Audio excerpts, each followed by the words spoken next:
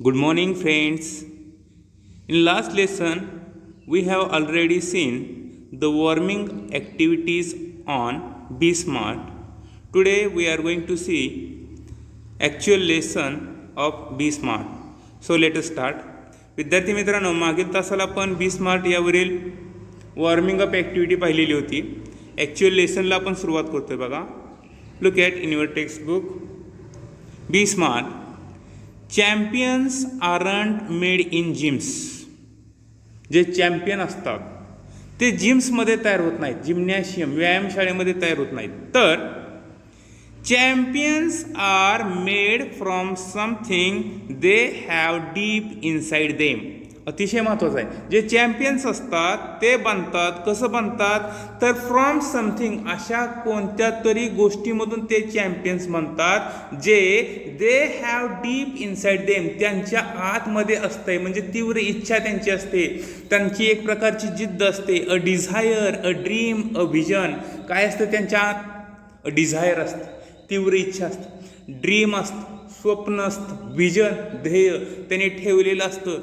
आणि जे लोक अशा प्रकारे डिझायर, ड्रीम, व्हिजन ठेवतात ते चॅम्पियन्स बनतात इन एनी फील्ड. मग कोणत्याही क्षेत्रात असो, त्यांच्यामध्ये जर डिझायर असेल, ड्रीम असेल, व्हिजन असेल तर ती लोक चॅम्पियन्स बनवू शकतात. वेदर इन स्पोर्ट्स और एनी अदर फॅकल्टी और पॉलिटिशियन ऑल्सो. मग पॉलिटिक्समध्ये सुद्धा तुम्हाच्याकडे जर डिझायर असेल, ड्रीम असेल, व्हिजन असेल तर तुम्ही 100% त्या ठिकाणी चॅम्पियन, पॉलिटिशियन बनवू शकता. But you need desire, dream and vision inside you.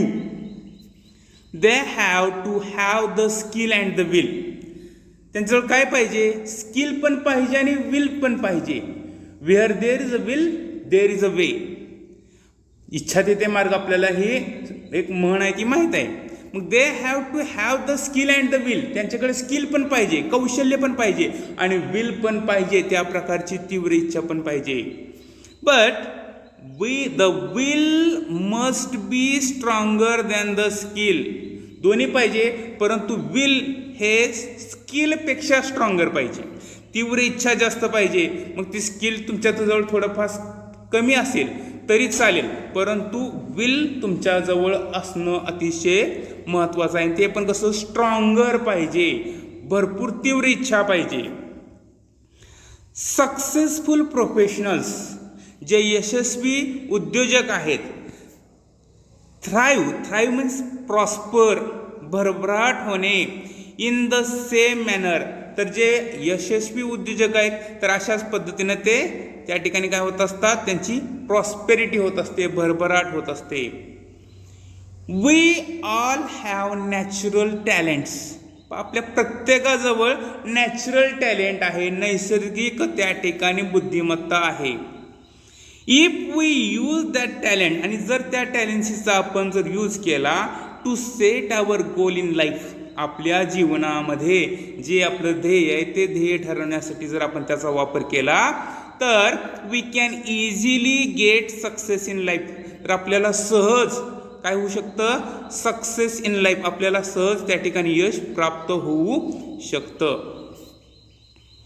We shall not achieve our goals.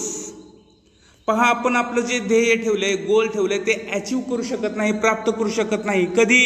If we do not take action to achieve them. जर ते प्राप्त करण्यासाठी आपण कुठल्याही प्रकारची ॲक्शन केली नाही, कुठल्याही प्रकारची कृती केली नाही तर आपल्याला यश प्राप्त होणार नाही. So this is the first paragraph. Now second paragraph. Setting goals has to valuable assets. कोणतंही ध्येय ठेवताना त्या ठिकाणी त्याचे 2 महत्त्वाचे घटक असतात. तर त्यातलं पहिलं आहे अ सेन्स ऑफ ओरिजिनॅलिटी. म्हणजे त्या ठिकाणी ओरिजिनॅलिटी पाहिजे. तुमचं जे मूळ त्या ठिकाणी मूळता स्वभाव धर्म आणि अ स्टेपिंग स्टोन, तुम्ही त्या दिशेनं पाऊल टाकलं पाहिजे. To illuminate the path, illuminate, enlighten, प्रकाशमान करणे. तो मार्ग प्रकाशमान करण्यासाठी तुम्ही तो पाऊल टाकणं गरजेचं आहे. हे 2 व्हॅल्युएबल ॲसेट्स आहेत पहा. Goals put one at the helm of life. जे गोल्स असतात, ध्येय असतात, ते जीवनाला at the helm of in charge of, प्रमुख असणे, ते जीवनाचं प्रमुख ध्येय मानलं पाहिजे. Pursuing them acknowledges a better future situation, आणि त्यांचा पाठलाग केला पाहिजे, परस्यू केलं पाहिजे. कशासाठी? To a better future situation, भविष्यामध्ये आपली जी होणारी परिस्थिती आहे ती सुधारण्यासाठी त्या गोष्टीचा आपण पाठलाग केला पाहिजे. They help to steer a course of life, आणि त्याची आपल्याला मदत होते. कशासाठी? टू स्टिअर मीन्स चॅनलाइज, दिशा दर्शक किंवा दिशा मिळण्यासाठी त्याचा आपल्याला नक्कीच मदत होते. Rather than simply drifting along and letting things happen. जर आपण जसं घडतंय तसं घडू द्या, जसं चाललंय तसं चालू द्या, असं जर केलं तर जीवनाला दिशा मिळणार नाही. आपण त्या ठिकाणी काहीतरी केलं पाहिजे. Setting goals may appear easy. पहा, बरेच जण विचारलं आपण की काय बनणार, डॉक्टर, इंजिनियर, वकील, शिक्षक, काही म्हणू शकतात. परंतु setting goals may appear easy, एखादं ध्येय ठरवणं किंवा ठेवणं हे जरी सोपं वाटत असलं, but for some it is quite challenging. बऱ्याच जणांसाठी ते चॅलेंजिंग ठरू शकतं, आव्हानात्मक ठरू शकतं. Fear of failure may be avoided in the absence of any goals. बऱ्याच जणांना भीती असते. कशाची? ऑफ फेल्युअर, अपयशाची भीती असते. मे बी अवॉइडेड, ती टाळली पाहिजे. In the absence of any goals, कुठल्याही ध्येय ठरवताना अपयशाची भीती पूर्णपणे टाळली पाहिजे. After all one has to decide what one wants to achieve in the end. प्रत्येकाला ठरवायचं की आपल्याला शेवटी काय प्राप्त करायचं आहे ते. टू अकम्प्लिश गोल्स, पहा, कोणतंही ध्येय प्राप्त करण्यासाठी एक्सपर्ट्स, जे तज्ज्ञ लोक आहेत, रिकमेंड अ 5 स्टेप अप्रोच. तर ते 5 स्टेपची अप्रोच त्या ठिकाणी त्यांनी सुचवलेले आहे. कोणत्या 5 स्टेप्स पाळल्यानंतर त्या ठिकाणी आपल्याला जे आपलं ठरवलेलं गोल आहे, ध्येय आहे, ते प्राप्त होऊ शकतं. तर ते कोणतं आहे? तर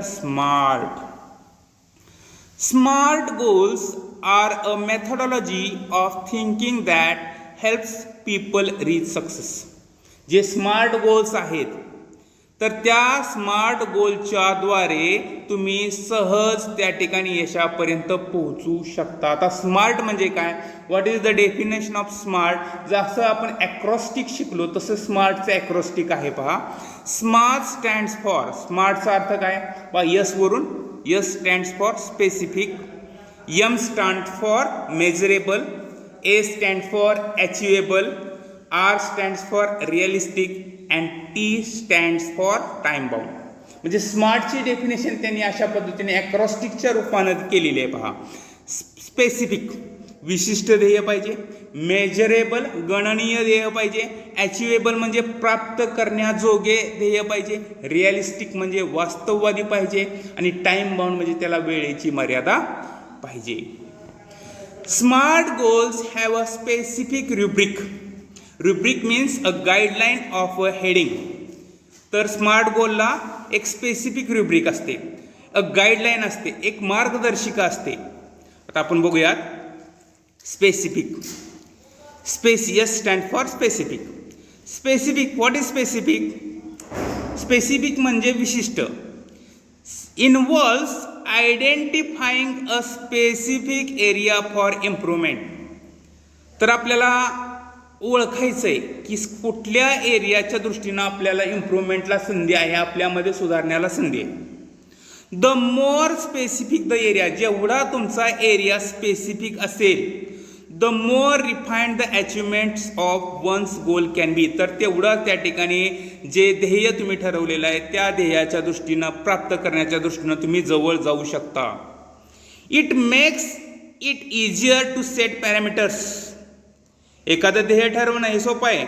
and work towards the goal, आणि त्या ध्येयाकडे आपल्याला वाटचाल करता येते. फॉर एक्झाम्पल, एक उदाहरण दिलेलं आहे त्यांनी.